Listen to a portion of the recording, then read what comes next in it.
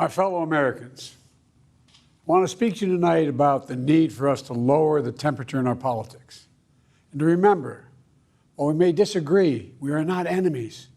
We're neighbors, we're friends, co-workers, citizens, and most importantly, we're our fellow Americans. We must stand together. Yesterday's shooting at Donald Trump's rally in Pennsylvania calls on all of us to take a step back, take stock of where we are, how we go forward from here. Thankfully, former Trump is not seriously injured. I spoke with him last night. I'm grateful. He's doing well, and Jill and I keep him and his family in our prayers. We also extend our deepest condolences to the family of the victims who was killed. Corey was a husband, a father, a volunteer firefighter, a hero, sheltering his family from those bullets. We should all hold his family and all those injured in our prayers. Earlier today, I spoke about an ongoing investigation. We do not know the motive of the shooter yet. We don't know his opinions or affiliations. We don't know whether he had help or support or if he communicated with anyone else. Law enforcement professionals, as I speak, are investigating those questions. Tonight, I want to speak to what we do know.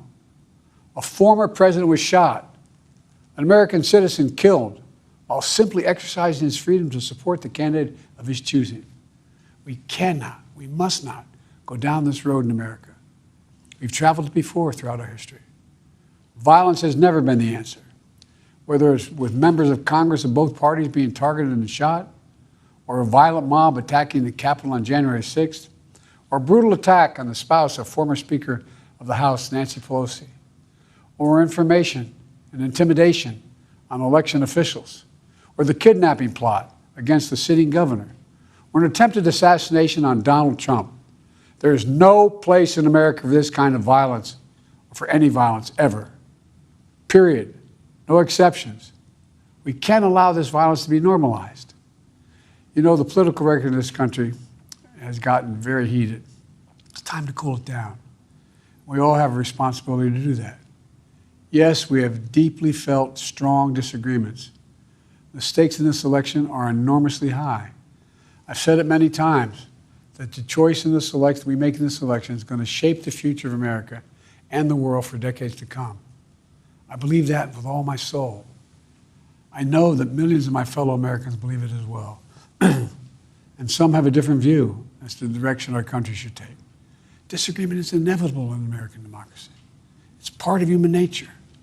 But politics must never be a literal battlefield, or God forbid, a killing field. I believe politics ought to be an arena for peaceful debate, to pursue justice, to make decisions guided by the Declaration of Independence and our Constitution. We stand for an America, not of extremism and fury, but of decency and grace. All of us now face a time of testing as the election approaches. And the higher the stakes, the more fervent the passions become. This places an added burden on each of us to ensure that no matter how strong our convictions, we must never descend into violence. The Republican convention will start tomorrow. I have no doubt they'll criticize my record and offer their own vision for this country. I'll be traveling this week making the case for our record and the vision, my vision of the country, our vision. I'll continue to speak out strongly for our democracy, stand up for our Constitution and the rule of law, to call for action at the ballot box, no violence on our streets. That's how democracy should work. We debate and disagree. We compare and contrast the character of the candidates, the records, the issues, the agenda, the vision for America. But in America, we resolve our differences at the battle box. You know, that's how we do it, at the battle box, not with bullets. The power to change America should always rest in the hands of the people, not in the hands of a would-be assassin.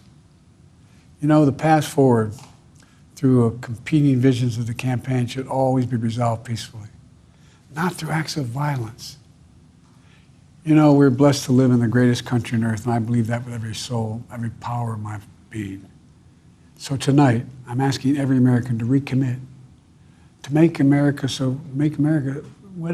think about it. What's made America so special? Here in America, everyone must be treated with dignity and respect, and hate must have no safe harbor. Here in America, We need to get out of our silos, where we only listen to those with whom we agree, where misinformation is rampant, where foreign actors fan the flames of our division to shape the outcomes consistent with their interests, not ours. Let's remember, here in America, while unity is the most elusive of goals right now, nothing is more important for us now than standing together. We can do this. You know, from the beginning, our founders understood the power of passion. So they created a democracy that gave reason and balance a chance to prevail over brute force. That's the American we must be. An American democracy where arguments are made in good faith. An American democracy where the rule of law is respected. An American democracy where decency, dignity, fair play aren't just quaint notions, but living, breathing realities. We owe that to those who come before us, to those who gave their lives for this country. We owe that to ourselves. We owe it to our children and our grandchildren. Look, let's never lose sight of who we are. Let's remember we are the United States of America. There is nothing beyond our capacity when we do it together. God bless you all, and may God protect our troops.